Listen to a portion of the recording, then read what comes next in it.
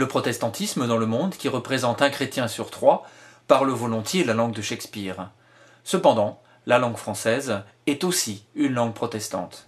Avant d'être citoyen de Genève, Jean Calvin, principal initiateur avec Luther de la réforme protestante au XVIe siècle, était sujet du roi de France. Et ses héritiers directs, les Huguenots, appelés aujourd'hui réformés, ont conjugué protestantisme et langue française sous toutes les latitudes.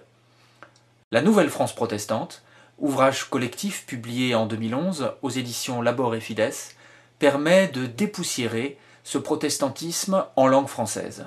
Chemin faisant, on s'aperçoit que la formule France protestante est trompeuse à plus d'un titre. Imaginer que la France de métropole et d'outre-mer reste le moteur du protestantisme de langue française est une erreur de perspective.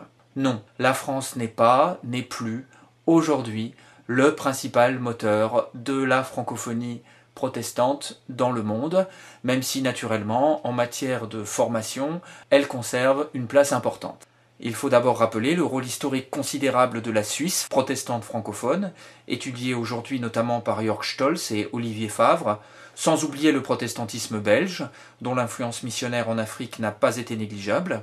On se doit aussi de mentionner le Québec et plus globalement le Canada, où rayonne notamment la Megachurch Nouvelle Vie à Montréal et bien d'autres églises dont l'inscription spatiale est étudiée par Frédéric Desjean. Mais l'ère occidentale ne résume pas la francophonie protestante aujourd'hui.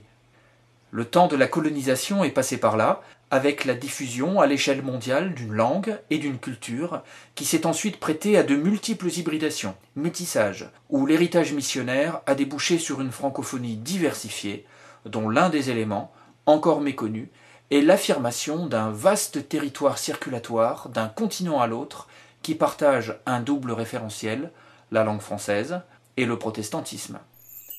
Pour découvrir ces univers protestants francophones, on dispose désormais de bons outils d'analyse.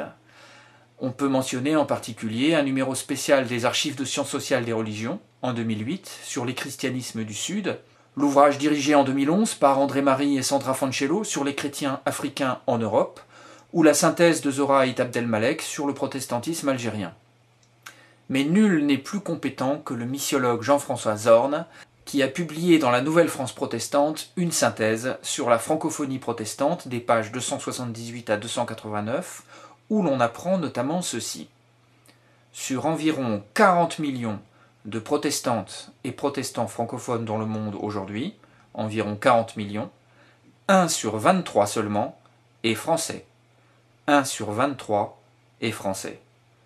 Comme dirait Pierre Desproges, étonnant, non ?